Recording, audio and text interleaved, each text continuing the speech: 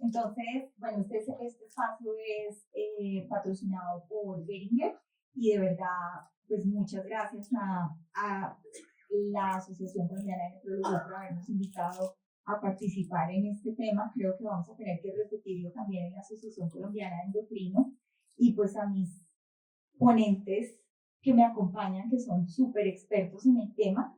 Mi nombre es Pilar Ruiz, yo soy endocrinóloga y quiero empezar hablando de la disfunción sexual en las mujeres en el contexto de diabetes, qué tanto lo tenemos en cuenta en nuestra consulta habitual.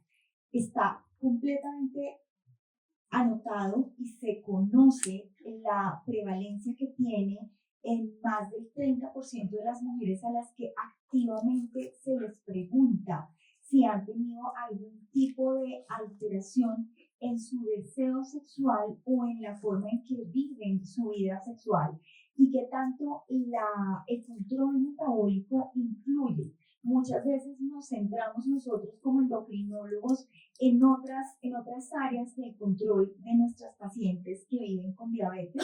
Específicamente nos centramos en el control de lípidos, nos centramos en el control glicémico, en evitar la hipoglicemia específicamente en las mujeres que viven con diabetes tipo 1, en las mujeres que viven con diabetes tipo 2 nos centramos en mejorar su adherencia a las terapias, pero muy pocas veces nos centramos en todos los factores que van a impactar en el riesgo de desarrollar disfunción sexual.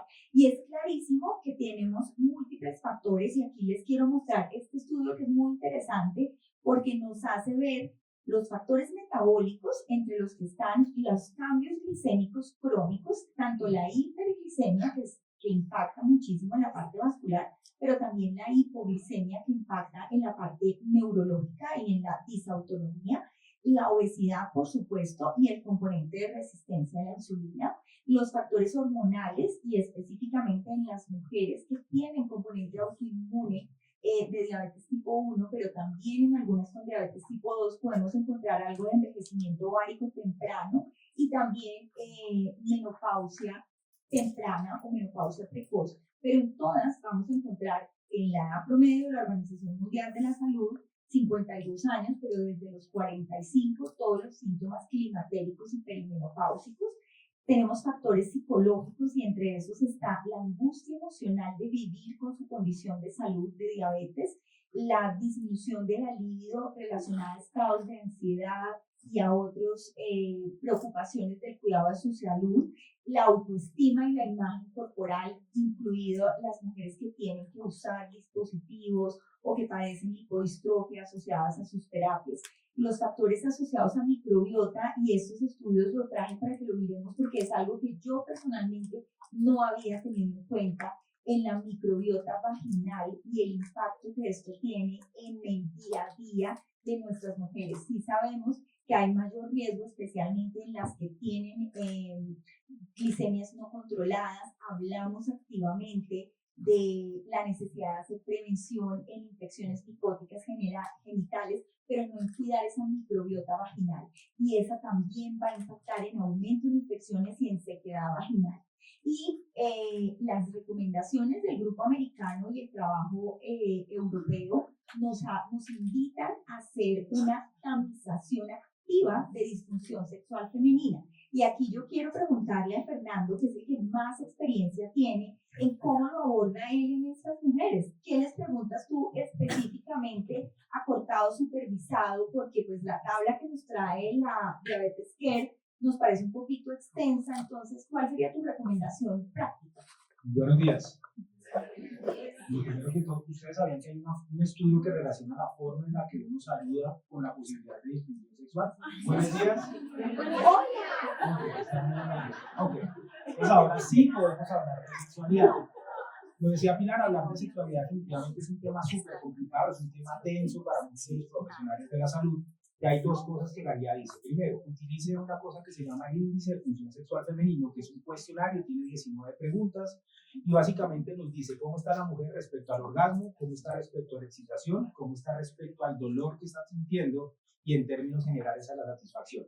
Esto es una invitación a que antes de que vean a las pacientes en el consultorio les pasen este cuestionario. Es muy fácil de hacer realmente Y tiene una ventaja, está validado para el castellano y está validado para el castellano de Colombia. Eso lo hizo la Universidad Conrad Lorenz, un investigador que se llama Pablo Vallejo, y digamos que después los que quieran les paso el link. Y esa es la primera forma que hay que hacer ya, entonces poner el cuestionario. Si ya ustedes quieren entrar un poco más, pues directamente hay que hablar de sexualidad. Ya hay una pregunta que es la pregunta de enganche para empezar a hablar de sexualidad. Uno a una paciente y a un paciente nunca le pregunta, ¿tiene problemas sexuales? Porque la respuesta va a ser ¿cuál? No. No. ¿Se acuerdan cuando uno le decía a la mamá, ¿puedo salir? No. Y cuando le decía, haga lo que le dé la gana, uno que hacía, pues me quedo. ¿Cierto? Entonces la pregunta de sexualidad, diferente a lo que pasa, por ejemplo, en endocrino o en nefro, es una pregunta abierta. Y lo hace generalmente uno desde el campo de acción. Si yo soy nefrólogo, le pregunto, ¿es muy frecuente, María, que las personas que tienen enfermedad renal tengan algún tipo de problema con su sexualidad? Esa pregunta es la pregunta de apertura y tiene tres cosas. Primero, le estoy diciendo, es probable que tengas una disfunción sexual y es frecuente, no te sientas rara. Dos, le estoy dejando la puerta abierta para que me diga si quiero o no quiero, el ejemplo de la mamá. Y tres, si yo toco el tema que le estoy queriendo decir, que probablemente le puedo ayudar yo directamente o la voy a poder derivar. Entonces yo creo que por ahí empieza un poco el tema de sexualidad. Y más bien bajarles las escalas y solamente abrir el tema. Y otra de las cosas que no tenemos en cuenta es que vemos pacientes mucho más jóvenes y otro tipo de disfunciones es la niña con ovario poliquístico, el que la vemos mucho más temprana, y ahorita pues el inicio de vida sexual es mucho más joven y no lo abordamos activamente desde las adolescentes. Y en las niñas que viven con ovario poliquístico, la prevalencia de disfunción sexual fue encontrada 3 veces más alta que en las que no tenían el antecedente de los criterios de ovario poliquístico. Y además estas niñas tienen 2 veces más riesgo de diabetes tipo 2. Luego tenemos toda la asociación para que también se presente disfunción sexual y para que también lo debamos analizar. Además, la autoimagen corporal en estas niñas está mucho más alterada, relacionada pues, con todo su hiperandrogenismo característico del ovario poliquístico, que se va a manifestar en cambios en el vello, en cambios en la piel y en cambios en la tendencia a acumular grasa corporal abdominal. Entonces también activamente no solamente pensemos en las pacientes diabéticas, sino pensémoslo desde mucho más jóvenes porque tenemos evidencia. Otro factor es la asociación con obesidad. Aproximadamente el 30% de nuestras pacientes que viven con diabetes tipo 2 tienen obesidad 1 y obesidad 3 tienen el 8% en nuestra corte de diabetes de Sánchez. Entonces, la prevalencia de sobrepeso y obesidad global en las cortes de diabetes es más del 64%. O sea, el porcentaje de pacientes que tienen peso normal es bajo y todas las asociaciones, alteraciones de la función sexual en las mujeres que viven con obesidad están relacionadas más con el tabú de hablar de las relaciones. En el grupo de cirugía bariátrica vemos los dos extremos. Vemos las mujeres que definitivamente han dejado su vida sexual relegada porque piensan que la autoestima no. Y vemos mujeres que al contrario han tenido una complacencia, Fernando, y tú me corregirás y me ilustrarás un poco más, en desarrollar una actividad sexual casi que no satisfactoria buscando complacer a su pareja para compensar lo que ellas sienten que le deben. Entonces ahí yo sí quisiera invitarte a cómo abordamos ese tema con nuestros pacientes que viven con disfunción, que viven con obesidad y específicamente en el contexto de diabetes.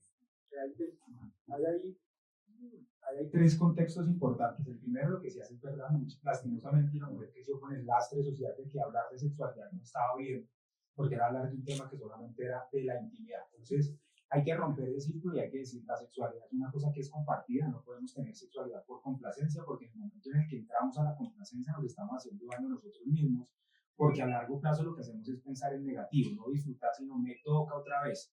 Y acuérdense que la mente es inversamente proporcional a la acción en sexualidad. Entre más piense yo que quiero controlar, por ejemplo, la eyaculación, ¿qué pasa? Menos la control. A mí me estoy diciendo, nunca había pasado esto, te amo. Entonces, en ese orden de ideas, entonces, la medida en la que yo estoy pensando en algo en sexualidad, paradójicamente sucede lo contrario, por eso es que la complacencia no va bien. Tenemos que enseñar a las mujeres que sí se puede tener un disfrute, que las mujeres dueñas de su sexualidad es una de las cosas tal vez en las que más trabajamos y en las que más énfasis hacemos. Tercero, hay que mirar un poco las causas. Imagínense un carro nuevo que no tiene gasolina. ¿El carro anda o no anda? Por más de que esté nuevo, aquí estamos hablando de que el carro no está nuevo porque tiene diabetes y sobrepeso y obesidad. y no tiene gasolina. Por más de que nosotros queramos hacer que las pacientes conecten, ese es un mensaje que siempre lo he dicho yo, tenemos que asegurar que ese factor biológico esté plenamente y claramente controlado. Un paciente que no tiene sobrepeso, la diabetes, la hipertensión, el colesterol, la enfermedad renal, como vamos a ver ahora, no va a conectar con su función sexual. Entonces, lo que tengo que hacer yo, pensando que conecte con la función sexual, como profesional de la salud, la mayoría de aquí somos médicos, es controlar el factor médico que me genera la disfunción. Si yo no hago eso, voy a llevar esto al ejemplo de los hombres, si yo le doy la pastilla azul a un paciente que tiene diabetes, ¿qué pasa en el tiempo? A los 3 meses pierde el efecto del medicamento. ¿Será que el medicamento es malo? El malo soy yo que no controlé la diabetes y el medicamento no va a seguir funcionando. Entonces creo que queda claro que hay que controlar las patologías. Es una invitación a que siempre controlemos las patologías. Y en el contexto de la enfermedad renal también quiero hacerte una pregunta y es que nosotros venimos trabajando mucho en endocrinología en la parte de obesidad sarcopénica. Y lo que vemos en nuestros pacientes que viven con enfermedad renal, incluso en programas con prediálisis, es una sarcopenia disfrazada o oculta, porque muchos de nosotros no tenemos pues, la capacidad de hacer impedanciometría o hacer composición corporal por DEXA, o en otros casos lo que nosotros vemos es que no se hace la correlación con índice de masa corporal para poder ver cuál es el porcentaje realmente de esa masa muscular en el paciente que vive pues con obesidad. O sea que el porcentaje de estos pacientes que tienen, eso va a impactar muchísimo para ustedes en nefrología. Entonces, yo quería preguntarte qué tanto se hace tamizaje activo de estos pacientes que viven con obesidad sarcopénica en el contexto de los programas, especialmente de prediálisis, en las personas más jóvenes o en las que ya están en terapia de reemplazo renal. Ese tema es muy poco trabajado desde los programas de nefroprotección y desde los programas de prediálisis, porque realmente nos estamos enfocando y nos olvidamos de ese tema en los otros factores que van a darnos más progresión. Entonces hay que controlar la proteinuria, hay que controlar la hipertensión, hay que controlar la diabetes, pero no vamos más allá. Tratamos de hacer intervenciones nutricionales en los programas, pero estamos dedicados a que el paciente no progrese en la enfermedad renal y estamos dejando atrás un tema tan importante que debemos tener en cuenta. Y lo otro es la mujer con diabetes gestacional. En este momento de los embarazos, digamos que cada vez está aumentando más la diabetes gestacional o las mujeres que entran al embarazo ya con diabetes previo o con múltiples factores de riesgo, sobre todo sobrepeso, obesidad, hipertensión, a desarrollar diabetes gestacional. Y esto, por supuesto, va a impactar en su parte renal y también en la disfunción sexual. Y es otro momento en el cual podemos interrogar activamente a estas pacientes que creo que lo estamos perdiendo. Y ya para cerrar la parte mía de endocrino, hay 2 puntos relevantes. En menopausia, una de las cosas en las que nos enfocamos mucho es en el tema de osteoporosis. Y nos enfocamos en tratar la osteoporosis desde el punto de vista de nefrología, como en conciliar si es un hueso hambriento, si es un hueso adinámico, si le puedo dar terapia o no, pero no pensamos en el temor de la fragilidad que le genera a la mujer que vive con osteoporosis tener vida sexual activa.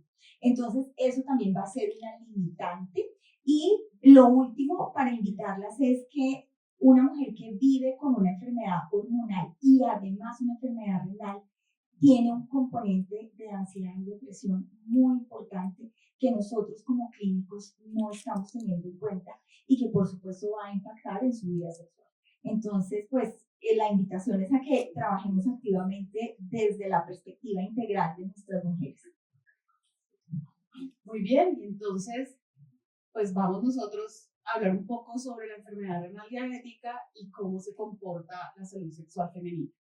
Entonces, lo primero que hay que tener en cuenta es que en la enfermedad renal crónica, de todas las causas, hasta el 80% de las pacientes reportan disfunción sexual de algún tipo. No es un número menor, es un número muy alto. Y en enfermedad renal diabética hay que sumarle el tema de la carga de ser diabéticos más enfermedad renal crónica, entonces hay una mayor carga de síntomas, esto puede ser mayor. Entonces no es un tema menor, pero desafortunadamente de esto no se habla, ¿sí? Y no lo hablan las guías que salieron este año que hablan sobre la mujer y la enfermedad renal. Se dedicaron la gran mayoría a hablar sobre preeclampsia y los trastornos de la hipertensión en el embarazo, y el punto de disfunción sexual es un parto. Entonces, y fíjense la carga que tiene. Entonces es muy importante tener en cuenta esto, al igual que las guías CADIGO de manejo de enfermedades renal crónicas sin diálisis. Entonces, como vimos con todo lo que ha pasado, de esto no se habla y es muy alta la carga que hay de disfunción sexual. Entonces, teniendo eso en cuenta, hay varios dominios afectados que vienen del cuestionario, que Fernando nos va a aclarar más adelante, que son hipodeseo, hipoexcitación, hipolubricación y dispareunia, anorgasmia y menor satisfacción sexual. Entonces vamos a revisar más adelante, o si quieres adelantar un poco, y listo. ¿Qué mecanismos vemos nosotros? Entonces, las mujeres con enfermedad renal crónica tienen vasculopatía y disminución endotelial. Hay disminución del flujo de óxido nítrico y del flujo vaginal. Neuropatía autonómica y somática. Alteraciones hormonales de la enfermedad renal crónica, como la hiperprolactinemia, el hipoestrogenismo relativo, inflamación, anemia, fatiga, depresión, ansiedad, efectos farmacológicos que vamos a ver más adelante. ¿Qué factores están? La fatiga asociada a la enfermedad renal. La gente está con disnea, está cansada, se siente que hay debilidad, efectos secundarios a medicamentos, como vamos a ver un poquito más adelante, medicalización de espacios íntimos, y esto va para las personas que tienen enfermedad renal crónica en diálisis peritoneal, sobre todo diálisis peritoneal automatizada, donde tienen que tener la máquina de diálisis al lado de la cama. Entonces, esto influye muchísimo en todo el tema de salud sexual. Las condiciones comórbidas como la hipertensión, la diabetes, las preocupaciones sobre la imagen corporal, y en esta vez, en diferencia de diabetes, también tiene que ver con la presencia de dispositivos médicos, como los catéteres de diálisis peritoneal, los catéteres para hemodiálisis, las fístulas arteriovenosas. Entonces, esto ayuda a que se den más. Las alteraciones hormonales, los síntomas de menopausia, que en las mujeres en enfermedad renal crónica jóvenes hay síntomas de menopausia precoz, entonces hay que también tenerlos en cuenta y forman parte de factores asociados. Aquí rápidamente volvemos otra vez a contarles los factores que están, y pues por último quería contarles cómo el manejo de la hipertensión o los fármacos afectan y dan mayor índice de disfunción sexual en las mujeres, sobre todo los beta bloqueadores, los inhibidores de la ECA, los diuréticos y los calcioantagonistas. Fíjense en estos estudios cómo todos ellos inciden exactamente, o sea, nosotros estamos ayudando y no lo sabemos manejar, ¿listo? Entonces, pues nada, esto era una revisión pequeña, ayudando pues un poco y completando la completa revisión que hizo Pilar, y pues continuamos. Bueno, listo, sigamos. Me quedan un par de minutos y me comprometo a dejar salir mi alma de eyaculador precoz para que me rinda.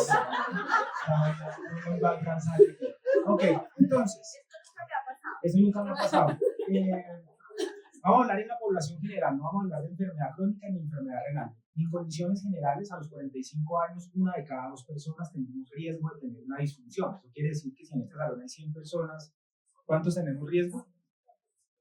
0. 100 meseros enfermos, 100 profesionales de la salud sanos, ¿cierto? Entonces digamos que todo es un dato altamente comprometedor. Estamos hablando de una condición que es altamente prevalencia. A los 45 años solo sobrepeso y obesidad y presbicia alcanzan este número, y este es un tema del cual no se habla, así el reggaetón nos quiera mostrar lo contrario. No hablamos de sexualidad. Entonces, y ya lo decíamos ahorita, las pacientes que tienen problemas renales, que tienen problemas asociados también a la diabetes, hasta el 80% tienen dificultades con su sexualidad. Esta que es la imagen final de mi charla, yo creo que es compatible tener una enfermedad renal crónica asociada a diabetes y sexualidad, siempre y cuando nosotros conozcamos cuáles son los mecanismos por los cuales se produce la disfunción. Si yo sé qué lo está produciendo, probablemente sepa cómo ayudarle al paciente. Voy a hablar de una de las muchas cosas que se producen en los pacientes con enfermedad renal, y quiero que cualquier condición, como la hiperuricemia, por ejemplo, o la misma diabetes, terminan confluyendo en 3 cosas que son la causa real de la disfunción: inflamación, alteración del eje hipotálamo hipoficiario y obviamente condiciones de afectación de los factores psicológicos. Cualquier enfermedad crónica va a terminar afectando esto. Ahorita lo hablaba con María Fernanda, que es amiga mía de psicóloga, y siempre se pone imagino con lo que voy a decir. Hagamos una votación. Levanten la mano quienes piensan que las disfunciones sexuales son más psicológicas que médicas. La mayoría. ¿Quién piensa que son biológicas? Ok. ¿Quién no quiere participar en esta estadística? Hay números que no me cuadran. Ok. Tenemos el imaginario, ojo, de que la mayoría de los problemas sexuales de las personas son psicológicas. Aquí viene un poco el tema polémico con María Fernanda. El 80% de las causas primarias de lo que origina la disfunción es una causa biológica. Y si es biológica, ¿quién tiene que tratarla? El médico. ¿Ok? Que se manifieste psicológicamente es otra cosa. Y por eso a veces estábamos confundidos de que mayoritariamente eran psicológicas. Pero esto es como pedirle a una persona que le falta un pie que mandando la terapia psicológica le crezca ñoquito. No le va a crecer. No le va a crecer, ¿cierto? Y en ese orden de ideas, probablemente la terapia psicológica va a ser una frustración para 3 personas. Para el paciente, para mí que lo remití y para el psicólogo. Entonces, la invitación es el factor biológico tiene que ser manejado para que se optimice el factor psicológico. ¿Queda claro? Si es biológico, somos nosotros los que tenemos que manejar el tema. Acuérdense de estas 3 condiciones. Me quedan un par de minutos para mirar. Voy a definir deseo, ganas, respuesta y fantasías. Estas son las 3 cosas que tenemos que preguntar. ¿Qué pasa cuando uno tiene una enfermedad crónica? Voy a adelantar un poco a las siguientes diapositivas. Tengo 10 minutos más. Entonces no soy eyaculador precoz. Entonces, me retracto. Vamos a ver entonces con calma. Definamos deseo. Ganas, ¿cierto? Lo teníamos claro que es el deseo. 2, responder a la búsqueda sexual de mi pareja. Si mi pareja se pone el calzón de tigre y yo no respondo, ¿estoy en problemas? ¿Sí o no? Y si costó harto, peor. ¿Cierto? Entonces no tener deseo es no responder. Y tercero, las fantasías sexuales. Siempre nos dijeron que no teníamos que preguntar por fantasías sexuales, cosa que no es cierta. Las fantasías sexuales son un indicador de que biológicamente está pasando algo y les voy a explicar por qué. Importante, a mí no me interesa saber cuál es la fantasía de Pilar, me asustaría. Yo solamente necesito saber si sí o si no. María, ¿qué te pasa? Tengo pocas ganas. ¿Desde hace cuánto no tienes ganas? 6 meses, doctor. ¿Tienes fantasías sexuales? No, doctor. En esa paciente busquen realmente la causa biológica porque existe una correlación de alteración de neurotransmisores o hormonas esteroideas con una carencia.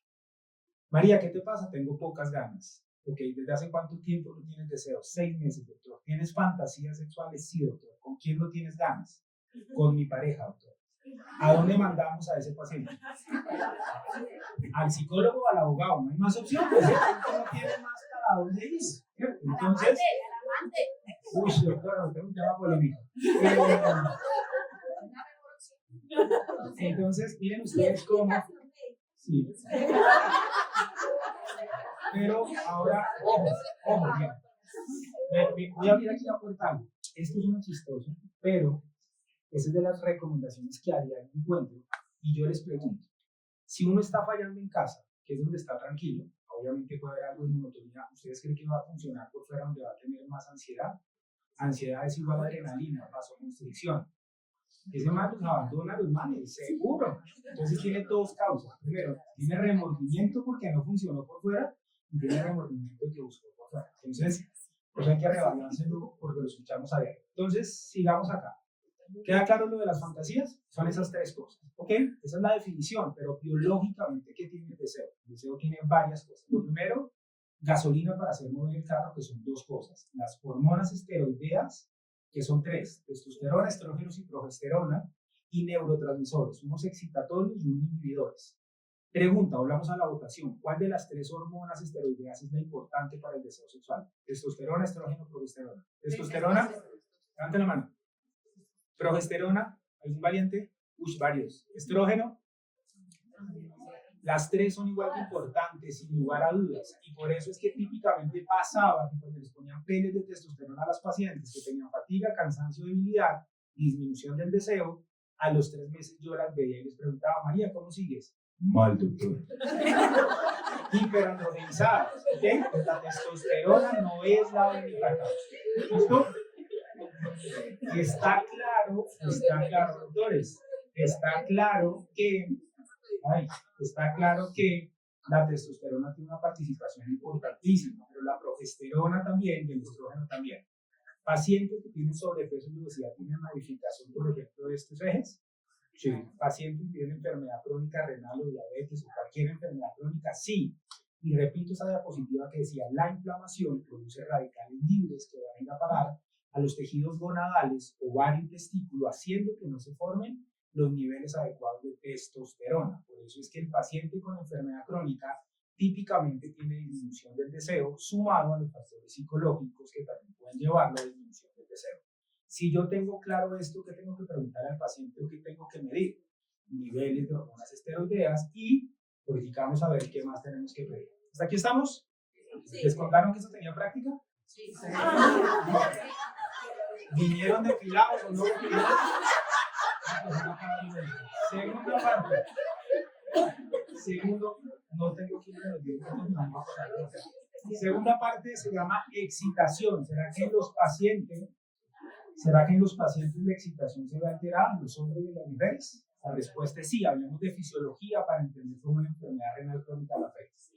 Cuando un hombre y una mujer, porque esto es exactamente igual, eso es otra de las grandes mentiras que dijimos de la medicina sexual, la respuesta sexual es exactamente igual, pero tiene manifestaciones diferentes.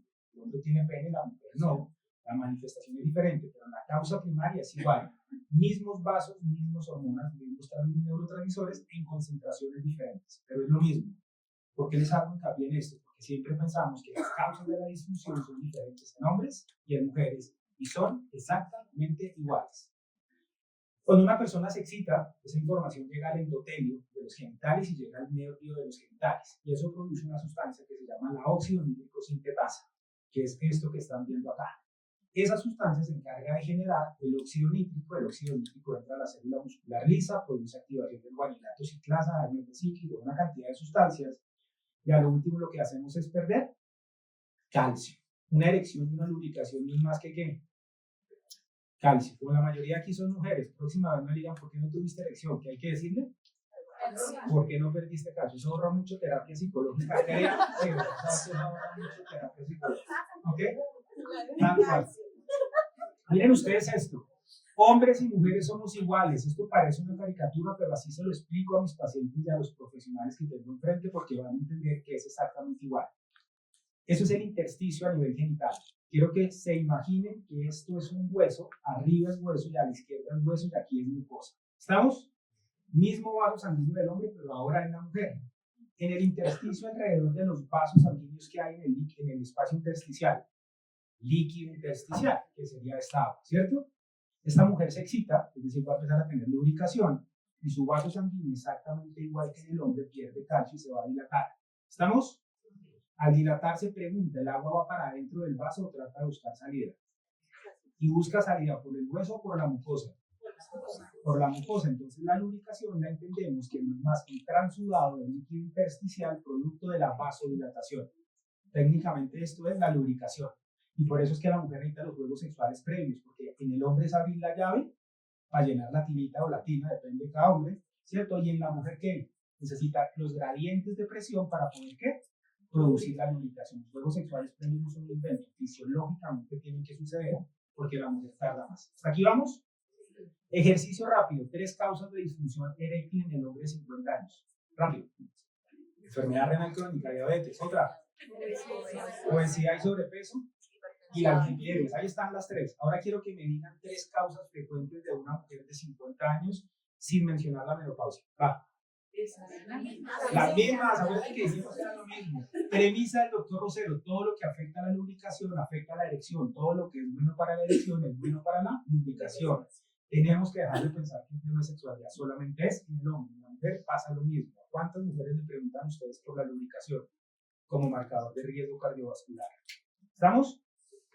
Estos son los famosísimos radicales libres, la evidencia es muy clara. Entonces, todas las enfermedades crónicas, incluida la enfermedad renal, por cualquiera de estas vías, metabólica, neurológica, vascular o psicológica, va a terminar afectando a los pacientes. ¿Se acuerdan el dato que nos dio la doctora ahorita? 80%.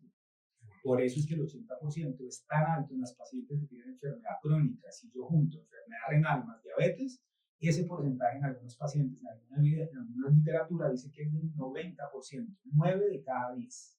¿Estamos? Con esto me voy a ir despidiendo. Es el ejemplo típico mío. Tenemos dos pitillos, el pitillo de la izquierda y el pitillo de la derecha, y tenemos 4 granos de arroz abajo. Quiero que mentalmente pongan esos 4 granos de arroz, 4 en cada uno de los pitillos. ¿Ya? Les ayudo, sería algo así. Les pregunto, ¿cuál de los dos pitillos se tapó, el de la derecha o el de la izquierda? Duro. El de la izquierda. ¿Alguien piensa que el de la derecha? Siempre hay algún revolucionario. ¿Alguien piensa que el de la derecha? Por eso estamos como estamos. ¿El de la derecha? ¿No? Entonces, ¿todos estamos de acuerdo que el de la izquierda? Muy bien. Doctora, ayúdame con lo siguiente, por favor. Se va a salvar de la práctica. Si quiere práctica, me avisa, pero se puede salvar. Entonces, ¿cuál es tu profesión? ¿Tu profesión? Sí. Nefróloga. Doctora, entonces, se tapa la de la derecha, pero como usted es nefróloga, de la izquierda. ¿Sí? Me da pena hablar del pitillo, voy a hablar de arteria. Como la arteria peneana y la arteria coronaria, ¿cuál se tapa primero? ¿O cuál se tapó? La coronaria. ¿Seguro? O sea, esta se llama. No, aquí les estoy viendo lo que estamos viendo. Esta se llama peneana y esta se llama coronaria. ¿Cuál arteria se tapó primero? La peneana. El disco duro siempre nos traiciona porque nos han enseñado que taponamiento es igual a corazón, cosa que estamos viendo que no es cierto. Voy a ser más técnico porque me sigue dando pena y le voy a quitar la palabra, por ejemplo, granos de arroz, y voy a poner la palabra hiperglicemia. ¿Ok? Entonces yo le digo, si tengo un paciente que tiene hiperglicemia, ¿en cuál de los dos vasos sanguíneos tengo primero obstrucción o manifestación? O síntomas. Clínicamente en la peneana o en la vaginal, que es exactamente igual. Y esa es la explicación de por qué la enfermedad crónica produce alteración primero a nivel genital que a nivel cardiovascular. Eso surgió de la teoría del diámetro arterial, donde sabemos que la arteria peneana y vaginal mide entre 1 y 2 milímetros y las coronarias 3 a 4. Ojo con el siguiente dato. De 100 pacientes que llegan infartados hoy a urgencias, el 67% de esos pacientes 3 años atrás tenían o disfunción eréctil o trastorno de la lubricación. Vi caras de preocupación, tienen 3 años para cambiar esto. Tranquilos, ¿ok?